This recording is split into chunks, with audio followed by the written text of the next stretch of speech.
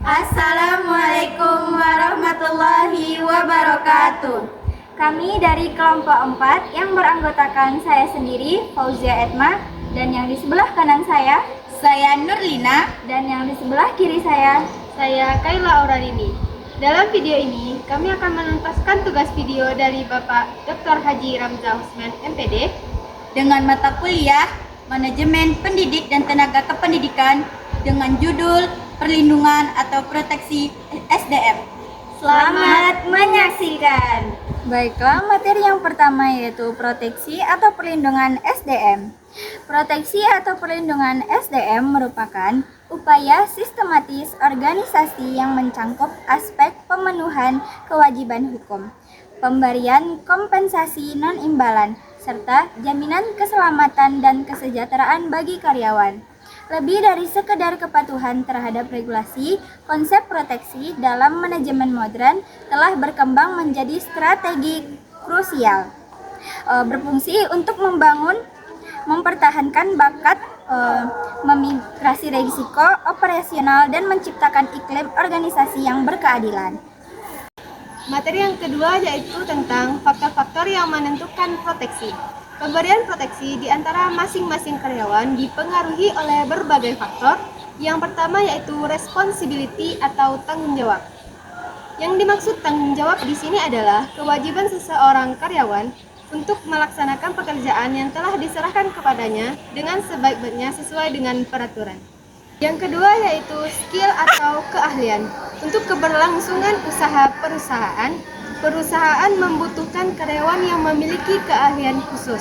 Seperti untuk bidang informasi, perusahaan membutuhkan tenaga ahli di bidang informasi teknologi yang menguasai teknologi komputer. Yang ketiga yaitu mental effort atau kerja otak. Karyawan yang lebih mengandalkan kemampuan kerja otak atau mental, misalnya analisis programmer, marketer, atau akuntan. Yang keempat yaitu physical effort atau kemampuan fisik. Karyawan yang lebih mengandalkan kekuatan fisik, misalnya satpam, petugas kebersihan, atau pekerja bangunan. Biasanya proteksi yang diberikan oleh perusahaan kepada mereka lebih difokuskan dalam bentuk perlindungan atas keselamatan kerja. Yang kelima, working condition, yaitu kondisi kerja. Sebagai serangkaian kondisi atau keadaan lingkungan yang kerja dari suatu perusahaan menjadi tempat bekerja dari para karyawan yang bekerja di dalam lingkungan tersebut.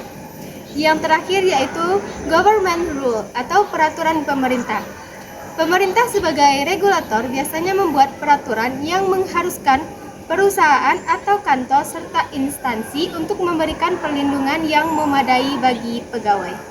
Materi terakhir yaitu bentuk-bentuk dari proteksi. Ada beberapa bentuk dari proteksi, ada 5. Yang pertama yaitu jaminan asuransi. Jaminan asuransi adalah suatu mekanisme pengalihan risiko dari pihak tertanggung kepada pihak penanggung.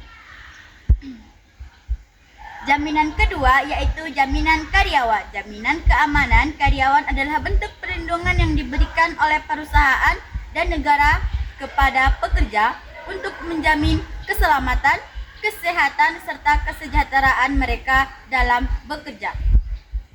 Selanjutnya, tunjangan berupa pengaturan.